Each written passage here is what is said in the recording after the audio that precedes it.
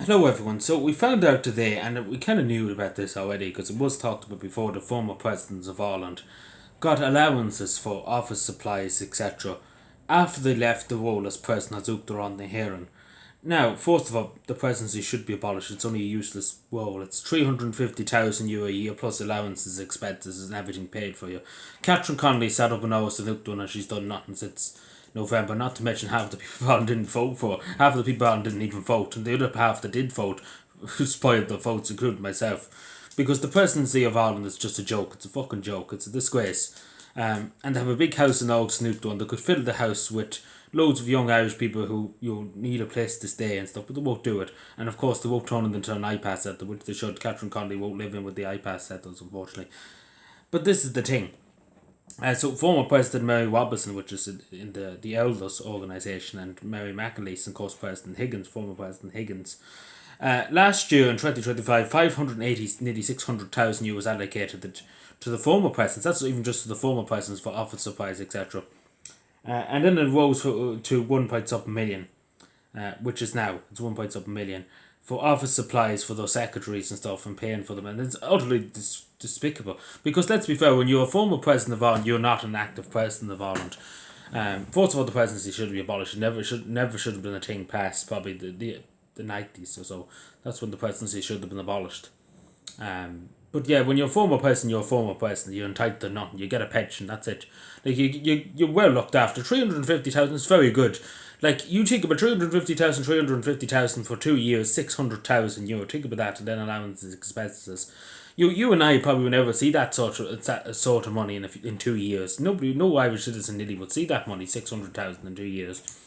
So why would these people who are well looked after, let's be fair, they're not homeless or anything, they have loads of money, they don't need the money.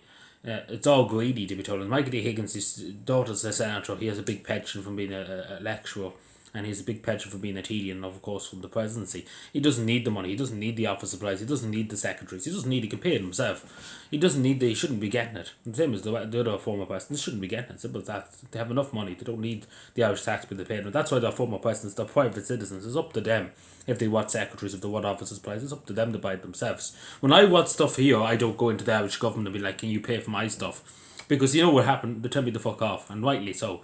Because I'm not entitled to go into the Irish government and say, can I have loads of new pens? Can I have a new laptop? Can I have a secretary? Can I have this? Can I have that?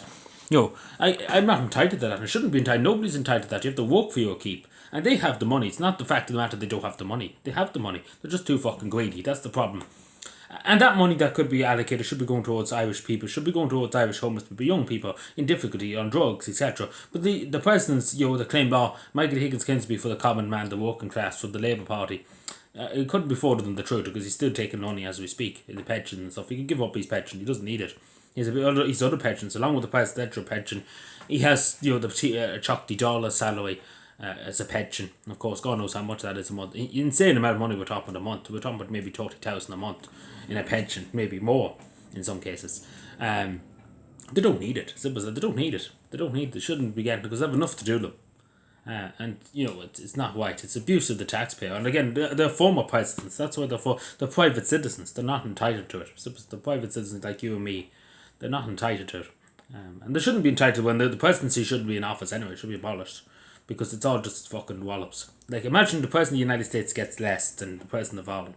The president of the United States only gets 250,000 a year, and the president of Ireland gets 350,000 euro a year. Even though the president of Ireland's only selling multi war, it's only bullshit basically. Let's put it that way.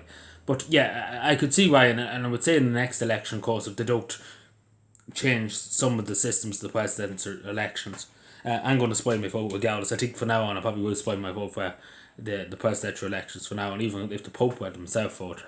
But yeah, just out of spite, to be told, out of despite them. Because as you know, in the last election, nearly 300,000 people went out and spoiled the vote. Unprecedented in Irish history that anybody would go out, and especially me, forcing down to spoil my vote, instead of then going off to do a hard day's work.